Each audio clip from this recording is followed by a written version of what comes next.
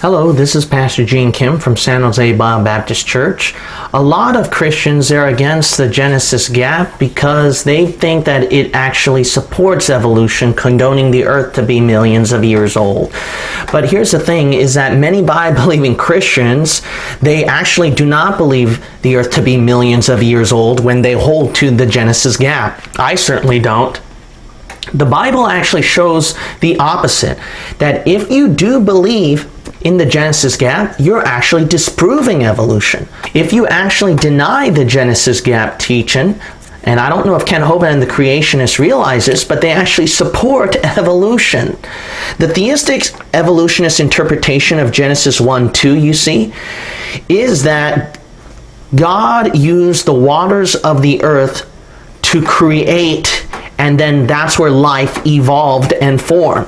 But if you look at Genesis chapter 1 verse 2, it is not a creation account. And the earth was without form and void, and darkness was upon the face of the deep, and the Spirit of God moved upon the face of the waters. When the earth is without form and void, that's not a sign of creation, that's a sign of chaos. And creationists, they claim that this is a passage that is a sign not of chaos, but creation. Well, they're agreeing with the theistic evolutionists right here that God used Genesis chapter 1 verse 2 to create life. That's pretty dangerous. By believers, we believe that Genesis 1:2, that it is chaos and not creation. But if you're one of those typical creationists who deny the Genesis gap, then you believe this is creation, Genesis 1:1, this is creation, Genesis 1:2, and this is creation, Genesis 1:3. And that's what you hold in common with the theistic evolutionists, you creationists.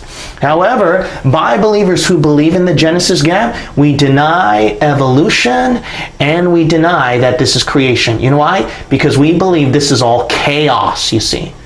It's all chaos. Thus, it erases us from the evolution account. The Genesis gap actually supports the creationism account by dismantling and disproving evolution. But if you insist Genesis 1:2, it's not destroying life, but rather creating life, you're sharing with the evolutionists. But Bible believers says Genesis 1:2, that's where it was destroyed. Life was being destroyed. That would dismantle and erase evolution, you see, of that life being formed at Genesis chapter 1 verse 2. It would erase traces of that.